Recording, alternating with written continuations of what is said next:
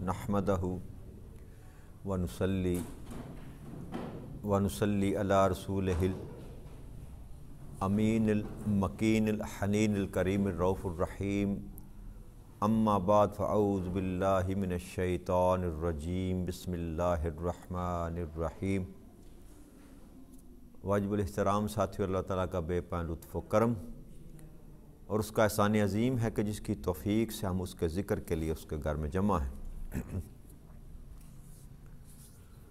کل ہم نے اللہ کی توفیق سے آیت نمبر 277 تک جو تھی نا مضمون کو مکمل کیا تھا۔ اللہ کریم نے جو موضوع شروع کر رکھا ہے وہ اللہ کی راہ میں خرچ کرنے کا، نفاق فی سبیل اللہ، اور پھر دوسرا حکم جس پر ہم نے کل بات کی تھی وہ ہے سود کا کاروبار۔ تو اللہ کریم نے ارشاد فرمایا تھا کہ سود جو ہے اس کو میں نے حرام قرار دیا ہے اور کاروبار کو حلال قرار دیا۔ تو یہ وہم، یہ گمان جو تھا اس دور میں بھی تھا کہ پرافٹ ہی ہے نا جی، منافع ہی ہے نا، تو اس طریقے سے کر لیں یا اس طریقے سے کر لیں، ہے تو منافع ہی۔ تو اللہ کریم نے منع فرمایا کہ بغیر محنت، بغیر مشقت کے کسی کو پیسے دے کر اس سے مطالبہ کرنا کہ میں اتنے % تم سے لوں گا، یہ جائز نہیں ہے۔ کاروبار میں انسان کو نفع بھی ہوتا ہے، نقصان بھی ہوتا ہے، کاروبار تباہ بھی ہو جاتے ہیں، لیکن سود خور جو ہے وہ سارے کا سارا سودا کرتا ہی فائدے کا ہے۔ تو اس لیے اللہ کریم نے اس کو ناپسند فرمایا اور منع فرمایا۔ اور یہ عرض کی، کل میں نے عرض کی تھی کہ اللہ نے فرمایا کہ سود جو ہے اس کو میں مٹاتا ہوں اور صدقات کو میں بڑھاتا ہوں۔ یعنی کہ جو بندہ سود کا لین دین کرتا ہے اس کے مال میں برکت نہیں ہوتی، اللہ کریم برکت اٹھا لیتے ہیں، اور جو صدقات و خیرات کرتا ہے اللہ کے راستے میں، اللہ کریم فرماتے ہیں کہ اس کے مال میں برکت زیادہ کر دیتا ہوں۔ اور آگے اللہ کریم ارشاد فرماتے ہیں ان الذین آمنوا وعملوا الصالحات واقاموا الصلاۃ وآتوا الزکاۃ لہم اجرہم عند ربہم ولا خوف علیہم ولا ہم یحزنون۔ بے شک جو لوگ ایمان لائے اور انہوں نے نیک اعمال کیے اور نماز قائم رکھی اور زکوٰۃ دیتے رہے، ان کے لیے ان کے رب کے پاس ان کا اجر ہے، اور ان پر نہ کوئی خوف ہوگا نہ وہ رنجیدہ ہوں گے۔ یعنی کہ ایمان والوں سے یہاں مراد یہ ہے کہ جو لوگ میں نے پہلے بھی عرض کی تھی کہ ایمان فقط لا الہ الا اللہ محمد رسول اللہ پڑھ لینے کا نام ایمان نہیں ہے۔ اب اوپر جو اللہ کریم احکامات بیان فرما رہے ہیں اس کے متصلاً ساتھ اللہ کریم نے پھر دوبارہ ایمان کی بات کی کہ کس چیز پر ایمان لائے؟ جو بات میرا محبوب ان سے کہتا ہے کہ اللہ کریم یہ کہہ رہا ہے، اس چیز پر ایمان لائے کہ مان لیا، دل نے بھی مان لیا، زبان نے بھی اقرار کر لیا، اس چیز کا نام ایمان ہے کہ رب کریم جو بھی حکم دے اس کو مان لینا، اس کو ایمان کہتے ہیں۔ فقط کلمہ پڑھ لینے سے بندہ دارہ اسلام میں تو داخل ہو جاتا ہے، باقی جو ڈیوٹیاں اللہ کریم نے لگا رکھی ہیں، جو احکامات ہیں، جو حدود اللہ ہیں، وہ سارے کے سارے احکامات، ساری حدیں، ان کی پابندی کرنی پڑے گی، تب جا کر بندہ صاحب ایمان ہوتا ہے۔ اور یہاں اللہ نے صرف 2 باتوں کا ذکر کیا، نیک اعمال کرتے رہے، نماز قائم کرتے رہے، اور ساتھ فرمایا زکوٰۃ دیتے رہے۔ یعنی کہ وہ حکم جو اللہ کریم نے جس کو پابند کر دیا، صدقہ خیرات جو ہے اس میں پابندی نہیں ہے، وہ انسان کی اپنی منشا پہ ہے، جتنا بھی خرچ کرنا چاہے وہ کر سکتا ہے، لیکن جس طرح نماز فرض ہے اسی طرح زکوٰۃ بھی فرض ہے، زکوٰۃ کا انکار نہیں کیا جا سکتا۔ تو اب اللہ ارشاد فرماتے ہیں کہ نیک عمل کرے یا نماز کو کام رکھے یا زکوٰۃ ادا کرتا رہے، تو یاد رکھو کہ ان کے لیے ان کا جو رب ہے اس نے اجر رکھا ہوا ہے اپنے پاس، اور وہ اجر کیا ہوگا؟ اس کی ایک مثال اللہ کریم نے یہاں بیان فرمائی کہ جب وہ آخرت میں میرے پاس آئیں گے تو نہ کوئی خوف ہوگا نہ وہ رنجیدہ ہوں گے۔ یعنی کہ وہ اتنی بڑی وحشت کا عالم ہوگا جس دن اللہ کریم دوبارہ اٹھائیں گے نا انسانوں کو، تو ہر بندہ جو ہے وہ اپنے اعمال کو اپنی آنکھوں کے سامنے دیکھے گا، جہنم کی آنکھ کو اپنی آنکھوں سے جلتا ہوا دیکھے گا۔ اور کوئی شہید آقا کریم صلی اللہ علیہ وسلم کی حدیث مبارک ہے جس کا یہ مفہوم ہے، آپ نے فرمایا کہ قیامت کے دن جب بندہ اللہ کے حضور پیش ہوگا نا، تو اس کو دائیں جانب بھی اپنے اعمال نظر آئیں گے، بائیں دیکھے گا تو وہاں بھی اعمال نظر آئیں گے، سامنے دیکھے گا تو اس کو دوزخ نظر آئے گی۔ تو جب انسان کے سامنے ساری زندگی کا کٹا چٹا کھول کر رکھ دیا جائے گا اور انسان کو نظر آ جائے گا، پوری کی پوری فلم جو ہے انسان کی زندگی کی اس کے سامنے چلا دی جائے گی، تو ایسے میں انسان گھبراہٹ میں مبتلا ہوگا اور آسرا ڈھونڈتا پھرے گا کہ کوئی ہو ایسا جو آج کے دن ہمیں بچا لے، ہماری مدد کر دے۔ تو اللہ نے فرمایا کہ جو نماز کی پابندی کرنے والا ہے اور اس کے ساتھ عمل صالحات نیک اعمال کرنے والا ہے، اور نیک اعمال کی تو کوئی حد نہیں ہے نا جی، نیک اعمال کو اللہ نے کہہ کے بیان فرما دیا کہ جو بھی کام اچھا ہے وہ نیک اعمال میں آتا ہے، اب گننے کی ضرورت نہیں ہے۔ جو بد ہے اس کو جب چھوڑ دیا آپ نے تو سارے اعمال آپ کے اچھے ہوں گے، جو بھی آپ کام کریں گے نیک اعمال ہوں گے۔ تو اللہ نے فرمایا کہ جو نیک اعمال کرے گا، نماز کو قائم رکھے گا اور میرے رستے میں مال خرچ کرے گا، زکوٰۃ دے گا، تو کیا ہوگا کہ جب سارا زمانہ خوف کے عالم میں مبتلا ہوگا تو ان سے میں اس کا خوف اٹھا لوں گا، وہ مطمئن ہوں گے، وہ مطمئن ہوں گے، اور پھر رنجیدہ بھی نہیں ہوں گے کہ ان کو کوئی یہ بھی دکھ یا اس بات کا بھی رنج نہ ہوگا کہ ہمارے ساتھ کیا ہوگا یا کیا ہوا ہمارے ساتھ۔ ہر قسم کے غم سے، ہر قسم کے دکھ سے، ہر قسم کی رنجیدگی سے اللہ کریم ان کو محفوظ فرما لے گا، اور بڑے مطمئن طریقے کے ساتھ اللہ کریم ان کو جنت میں داخل فرما دے گا۔ تو یہ پہلا ایک اجر صرف اللہ کریم نے یہ گنوایا کہ جب ہر چیز پر وحشت طاری ہوگی، میرا خوف ہوگا کہ جب میں عدل کی کرسی سے جا کر بیٹھوں گا تو ہر چیز، بڑے بڑے شہنشاہ وہ تھر تھر کانپ رہے ہوں گے، ایسے میں جن لوگوں نے میرے محبوب کی بات پر یقین کرتے ہوئے میرے اس حکم کی پیروی کی، اس دن وہ موج میں مستی میں ہوں گے، ان پر کوئی خوف اور غم نہیں ہوگا۔ پھر اللہ کی ارشاد فرمایا یا ایھا الذین آمنوا اتقوا اللہ وذروا ما بقی من ربا ان کنتم مؤمنین، اے ایمان والو اللہ سے ڈرو اور جو کچھ بھی سود میں سے باقی رہ گیا ہے چھوڑ دو اگر تم ایمان رکھتے ہو۔ اب یہ دوسرا حکم ہے کہ یہ اسلام سے پہلے لوگوں کا جو سود کا لین دین تھا نا قبائل کے درمیان، تو ان میں سے کچھ قبائل جب مسلمان ہو گئے تو انہوں نے تقاضا کیا دوسروں نے کہ ہمیں سود دو، تو انہوں نے کہا ہم سود نہیں دیں گے، تو انہوں نے کہا ہم تو ہر صورت میں سود لیں گے، ہر صورت میں سود لیں گے۔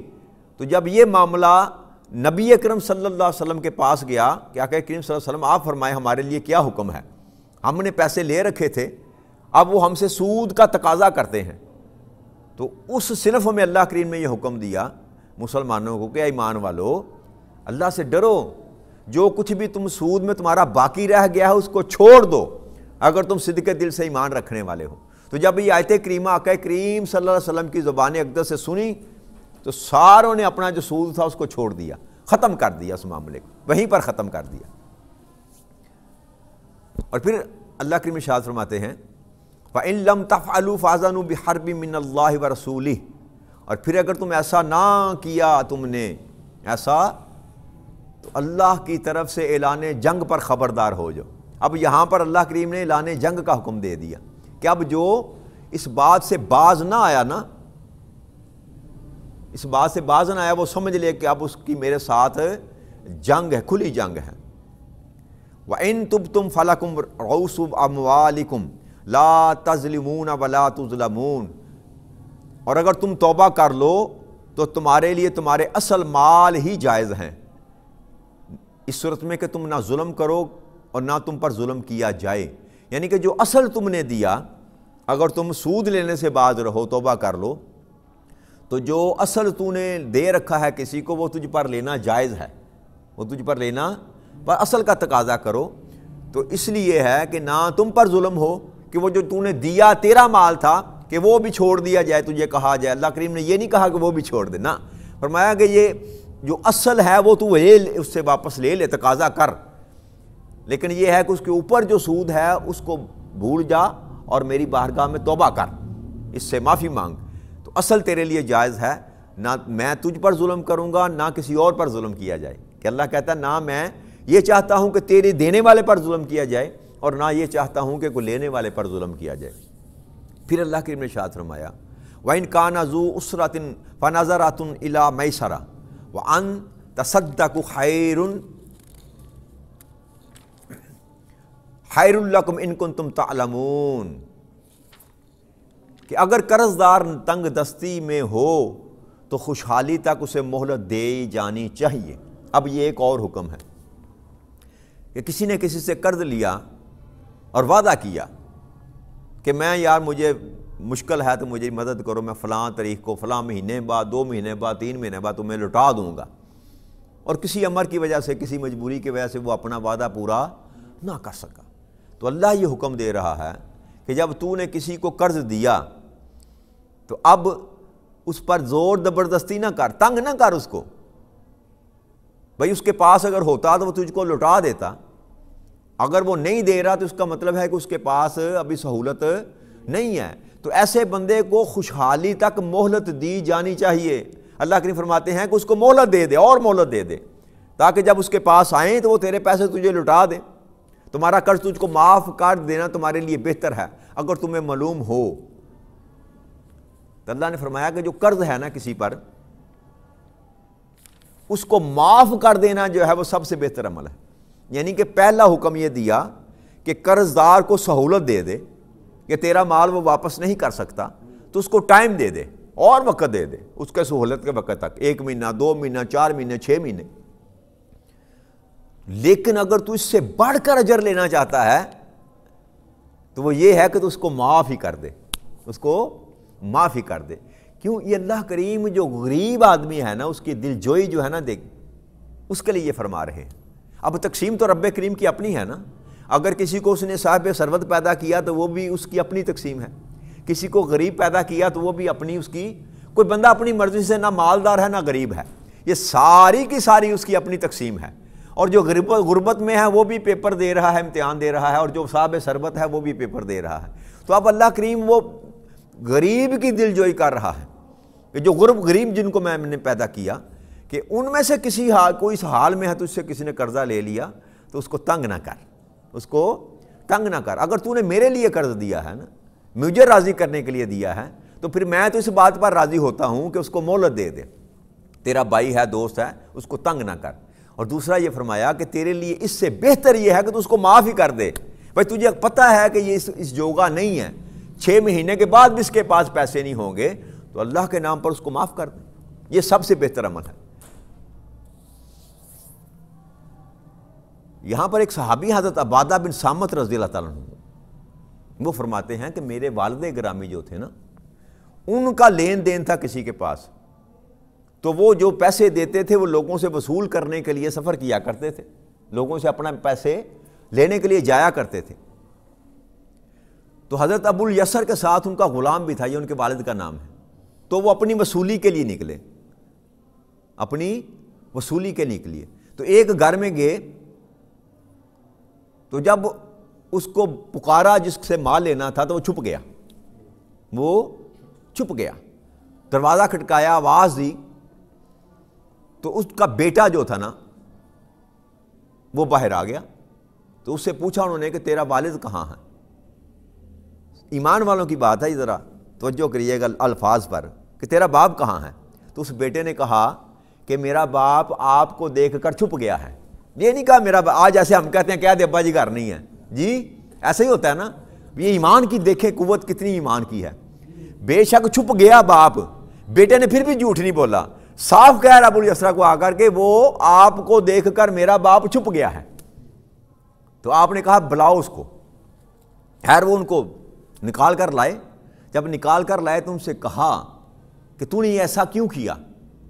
تو وہ کہنے لگے کہ مجھے آپ سے شرم آ رہی تھی، حیا ہے، آپ اللہ کے رسول کے صحابی ہیں اور میرے پاس آپ کو دینے کے لیے پیسے نہ تھے، جھوٹ میں آپ سے بول نہیں سکتا اور سامنا آپ کا اس لیے نہیں کر سکتا کہ میرے پاس مال نہ تھا، اس لیے میں چھپ گیا، اس لیے میں چھپ گیا کہ میرے پاس آپ کو دینے کے لیے پیسے نہ تھے۔ تو آپ نے فرمایا، حضرت ابو الیسر فرماتے ہیں کہ میں نے کہا کہ تو اللہ کو حاضر ناظر جان کر یہ کہہ کہ میرے پاس پیسے نہیں ہیں۔ تو انہوں نے کہا کہ میں اللہ کو حاضر ناظر جان کر کہتا ہوں کہ حضرت ابو الیسر میرے پاس پیسے نہیں ہیں۔ آپ نے پھر فرمایا کہ پھر ایک دفعہ کہیں اللہ کو حاضر ناظر جان کے کہ میرے پاس پیسے نہیں ہیں۔ انہوں نے پھر کہا کہ میں اللہ کو حاضر ناظر جان کر کہتا ہوں کہ میرے پاس پیسے نہیں ہیں۔ آپ نے تیسری دفعہ پھر کہا، اب پھر کہیں کہ میرے پاس پیسے نہیں ہیں۔ تو انہوں نے پھر تیسری دفعہ بھی جب یہ بیان کیا اللہ کو گواہ بنا کر کہ میرے پاس آپ کو دینے کے لیے پیسے نہیں ہیں، تو حضرت ابو الیسر نے وہ جو لکھا ہوا تھا نا، جس پر لکھا ہوا تھا کھاتا، وہ سارے کا سارا اپنے ہاتھوں سے مٹا دیا اور کہا کہ تجھے میں اللہ کے لیے معاف کرتا ہوں، اللہ کے لیے معاف کرتا ہوں، ہاں اگر تیرے پاس کبھی ہوئے زندگی میں تو لوٹا دینا، ورنہ میرا تیرا کوئی حساب و کتاب نہیں ہے۔ تو یہ تھا قرض معاف کرنے والا۔ وہ یہ نہیں دیکھتے تھے کہ کتنے لینے ہیں، جی کتنے لینے ہیں، وہ یہ آیت کریمہ کیوں انہوں نے کہا، آگے یہ بیان کیا انہوں نے کہ میں نے یہ فعل کیوں کیا۔ وہ فرماتے ہیں کہ یار مجھے رسول اکرم صلی اللہ علیہ وسلم سے میں نے یہ فرماتے ہوئے سنا تھا، یہ آیت کریمہ جو کہ جو آدمی کسی تنگ دست کو مہلت دے یا اس کا قرض معاف کر دے تو اللہ تعالیٰ اسے اپنے سائے میں جگہ عطا فرمائے گا۔ ابو الیسر کہتے ہیں کہ میں نے آقا کریم صلی اللہ علیہ وسلم کی زبان اقدس سے یہ سن رکھا ہے، اس لیے میں نے تجھ کو معاف کر دیا کہ جنت میں مجھے آخرت میں اللہ کے عرش کے سائے میں جگہ مل جائے۔ تو یہ ایمان کی بات ہوتی ہے، جب انسان کو سمجھ آ جائے نا، پھر وہ ضربیں تقسیمیں نہیں دیتا کہ میرا وہ لے گیا بھاگ گیا یار پتہ نہیں کیا ہو گیا۔ یہاں تو 10 روپے کسی کے لینے ہو تو وہاں بھی اس کے جان کے لالے پڑ جاتے ہیں، چھوڑنے کے لیے تیار نہیں ہوتا۔ تو جب جس نے یہ سودا کیا نا، یہ دوستو جس کو سمجھ آ جاتی ہے پھر بھی انہیں چکروں میں نہیں پڑتا۔ وہ کہتا ہے جب سودا میں نے رب کے ساتھ کر لیا، اور اس سے زیادہ اچھا کاروبار جو کاروبار اللہ کے ساتھ کرتے ہیں نا، یاد رکھیے گا، اس سے اچھا کاروبار کائنات میں اور کوئی نہیں ہے۔ کیوں کہ وہ جو بات بھی کرتا ہے اپنی بات کو پورا کرتا ہے۔ اللہ کریم کی بات حق ہے، جو اس نے کہہ دیا وہ پورا کر کے رہے گا۔ اللہ نے پھر فرمایا کہ پورے کا پورا تمہیں اجر دوں گا میں۔ وہاں پر کوئی کمی بیشی والی بات، وہ اجر دینے کے بعد پھر اپنا فضل کرے گا۔ وہ تو آپ کا جو حصہ تھا وہ آپ کو دے گا نا، جو آپ نے کیا، پھر اس پر یہ کہ اپنا فضل بھی کرے گا۔ تو اس لیے سودا جس نے اللہ کے ساتھ کر لیا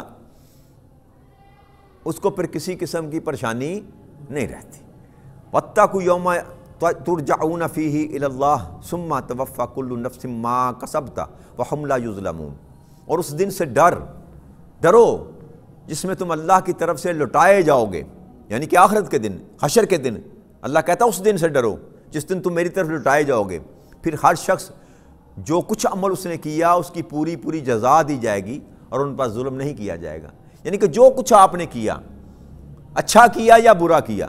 جزا دونوں طرح کی ہے نا، جزا کہہ لیں سزا کہہ لیں، بات ایک ہی ہے کہ جو آپ نے کیا اس کا بدلہ آپ کو دیا جائے گا۔ اگر آپ نے اچھا عمل کیا تو اچھا آپ کو بدلہ دیا جائے گا، اگر برا عمل کیا تو برا جو ہے وہ آپ کو اس کا اجر ملے گا۔ تو اللہ کریم نے فرمایا کہ کسی نفس پر بھی ایک رائی کا دانہ جو ہے وہ ظلم نہیں کیا جائے گا، جو کچھ انسان نے کمایا وہی اس کو ریٹرن کیا جائے گا۔ تو یہ بات اللہ کریم نے پھر بار بار یہ بات اللہ کریم قرآن کریم میں دہراتے ہیں کہ میرے پاس تمہارا اجر ہے اور میں کسی کے ساتھ ظلم نہیں کرتا۔ یعنی کہ ہر چیز کو ناپ تول کے اللہ کریم جو ہے نا اس لوگوں کے سامنے پیش کر دے گا کہ یہ تو نے کیا تھا۔ وہاں تو انکار کی جائے نہیں نا، ہر چیز لکھی ہوئی ہے اس کے دفتر میں اور اس کے ہاتھ میں تھما دی جائے گی قیامت کے دن۔ جو نیک اور صالح اعمال کرنے والے ہیں ان کے دائیں ہاتھ میں نامہ اعمال پکڑا دیا جائے گا، وہ دیکھ کر ہی خوش ہو جائیں گے۔ یہ نشانی اللہ کریم میں قرآن کریم آگے آئے گا، ذکر اللہ کریم میں نشانی بیان فرمائی کہ نیک اعمال کرنے والوں کے دائیں ہاتھ میں نامہ اعمال پکڑا دیا جائے گا، یہ لے اپنا کچا چٹھا پڑھ لے۔ تو وہ جب دائیں ہاتھ میں پکڑایا جائے گا تو یہ نشانی ہوگی کہ یہ لوگ اچھے ہیں، اور جن کو بائیں ہاتھ سے پکڑایا جائے گا نا، جب بائیں ہاتھ کی طرف نامہ اعمال کیا جائے گا تو آقا کریم صلی اللہ علیہ وسلم کی حدیث مبارک ہے کہ وہ ہاتھ پیچھے کر لے گا کہ میں نامہ اعمال پکڑوں ہی نہ، تو پیچھے سے اس کو نامہ اعمال اس کے ہاتھ میں تھما دیا جائے گا کہ اب تو آج بھاگ نہیں سکتا، اب تو چھپا، تیری کو مکاری چلاکی یہاں پر چلنے والی نہیں ہے۔ تو جو کچھ بھی میرے دوستو آپ نے کیا، میں نے کیا نا،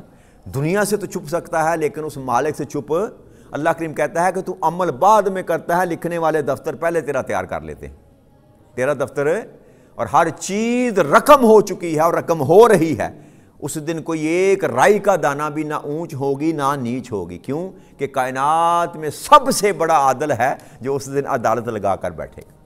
تو اللہ کریم ہمیں توفیق عطا فرمائے کہ ہم اللہ اور اللہ کے رسول کے بتائے ہوئے اصولوں پر اپنی زندگی کو بہتر طریقے سے گزار سکیں اور اللہ کے اکاؤنٹ میں اپنا مال جمع کرا سکیں، تاکہ جب اس کے پاس جائیں تو ہمارا بینک بیلنس وہاں پر مضبوط ہو،